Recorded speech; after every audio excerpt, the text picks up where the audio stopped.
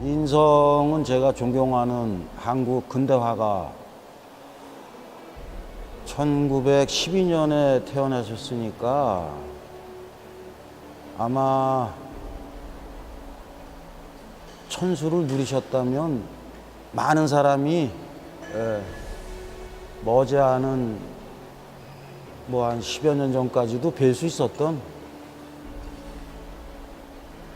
그런 화가죠. 근데 불과 제가 인성을 만났던 72년을 기점으로 하더라도 지금 뭐 한 4, 50년 정도 지난 건데 인성에 대해서 아는 사람이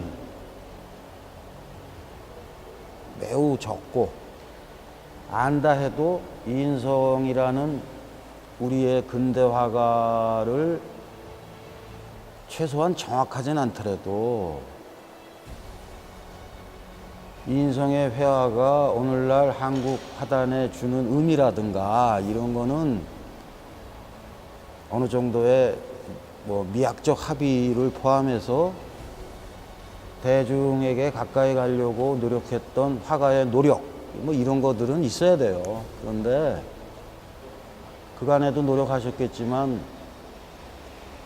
특히 대구를 중심으로 한 미술인들께서는 인성 화백의 더도 덜도 아닌 그 사람이 했던 미술적 성과 그리고 그가 꿈꿨던 미술이라는 예술이 대중에게 어떻게 작용할 수 있는가에 대한 그 인성의 세계에 대해서 저 자신 수상의 영광을 계기로 해서 비록 과문하지만 기회가 있으면 스스로를 좀 더 의욕을 좀 북돋워서 이야기를 좀 하려고 그런 생각을 했어요. 수상을 하고 나서. 요즘식으로 얘기하면 문제아 쪽에 가까웠던 저여서 기회만 되면 훌쩍 나돌아다니고 하는 걸 좋아했었는데 그러던 시절에 변산에 갔는데 변산 해수욕장 지금도 눈에 선한데 앞에는 망망대해가 펼쳐져 있고 밤이 돼 갈수록 아무것도 보이지 않고 단지 하늘하고 바다를 가르는 수평선만 저한테 이제 보이는 그런 밤이 됐는데 서울 촌놈인 저한테 그때 그냥 하늘 전체를 뒤덮은 그 은하수죠, 은하수. 별들, 수많은 별들이 눈앞에 펼쳐진 거는 지금 생각해도 지금도 가슴이 설레요, 이제 그때 정도. 일단 그때가 제가 최초로 나는 화가가 돼야 되겠다.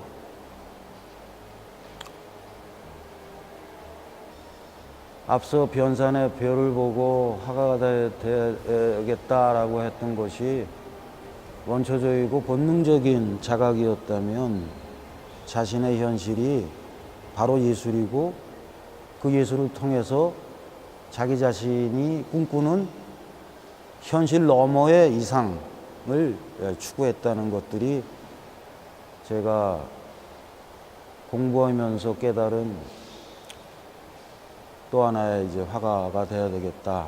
그런 계기가 됐죠. 뭐 잘 아시는 것처럼 우회라고 하는 우리말 사전에는 애둘러 멀리 돌아가다. 바로 갈 수 있는 곳을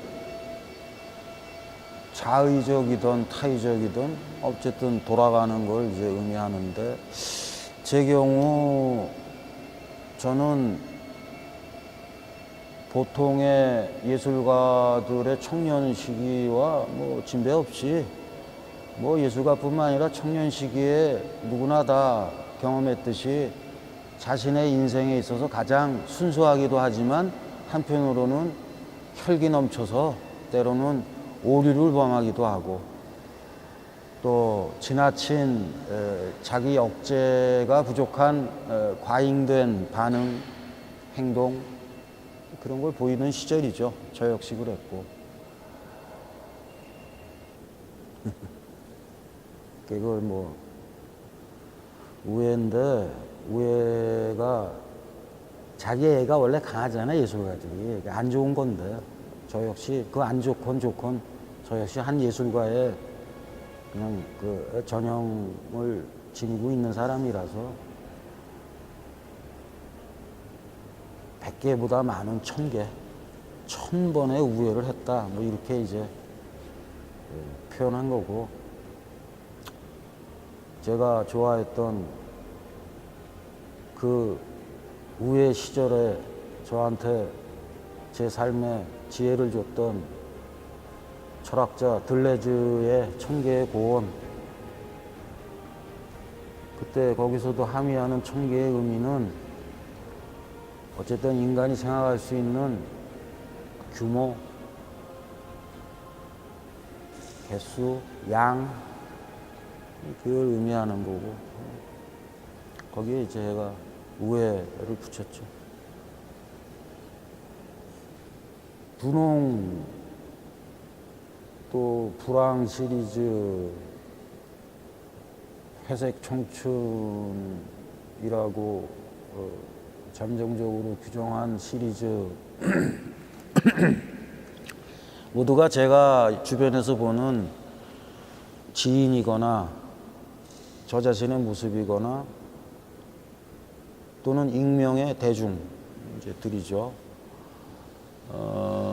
일상 속에서 느끼는 저와 유사한 타 존재들에 대한 때로는 연민, 때로는 존경, 때로는 애정, 때로는 분노, 뭐 이런 인간이 지닌 감정에 준하는 그런 이제 제 시각을 조금 전에 열거한 그런 대상을 통해서 표현한 거죠. 굳이 차이를 얘기하자면 시기적으로 불황은 제가 민주화 운동 진영에 자발적으로 참여했을 시기와 맞물려 있고 분홍 시리즈는 6월 항쟁으로 우리가 기억되는 80년대의 민주화 이행기가 지난 직후에 이제 시작한 그림이고 회색 청춘은 2000년이라는 새로운 세기가 들어섰을 초엽이었고 그런 시기적인 차이가 있을 뿐이지 뭐 인물화를 많이 그린 저로서는 큰 뭐 차이는 없어요.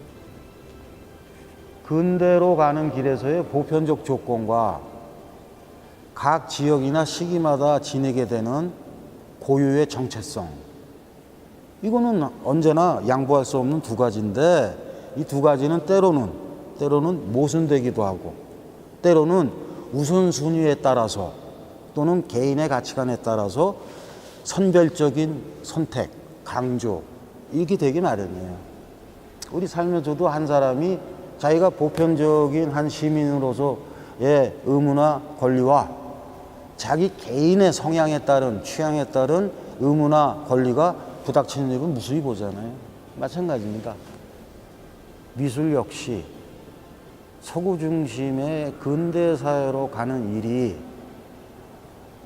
아직도 사회 도처에서 미비화되는 게 발견되는데 우리 미술도 그런 결여된 부분이 왜 없겠는가? 없으면 좋은데 있다면 그걸 못 본 척하거나 없다고 억제한다 해서 사라지는 건 아니니까 우리의 전반적 사회가 참다운 근대사회 형성을 하기에는 역부족이었던 시기가 있었고 그 불가피했던 과정들 속에서 오늘날의 우리의 미술은 과연 우리의 정체성을 담보로 한 보편적 근대 가치, 근대 가치를 주장하는 이유는 많은 사람이 특히 현대 미술에서 탈근대를 주장하고 있기 때문에, 탈근대란 뭡니까? 근대적 가치 이념으로 근대의 외부를 봄으로 해서, 근대 외부란 전체를 보는 겁니다. 우리는 안에 있는데 나를 포함한 전체를 보는 거가 외부의 시각인 거죠. 근대 외부를 근대 이념으로 봄으로 해서 보다 나은 탈근대, 근대로부터 더 좋은 곳으로 벗어나겠다. 좋은 말이에요. 저도 동의하고 그러고 싶은데, 그런 일들에 수많은 이 미술인들의 작품을 보면 그런 얘기가 많이 나와요. 최근에 그러한 생각 속에서 진행하고 있는 작업이 과거를 좀 그리는 일. 과거도 뭐 보통 과거가 아니지, 뭐 고대가까지 생각하는데, 고대가 제 목적지가 아니고, 아무튼 현대를 보기 위한 과거에 대한 저 자신의 공부, 그거를 미술로 표현해 보는 겁니다.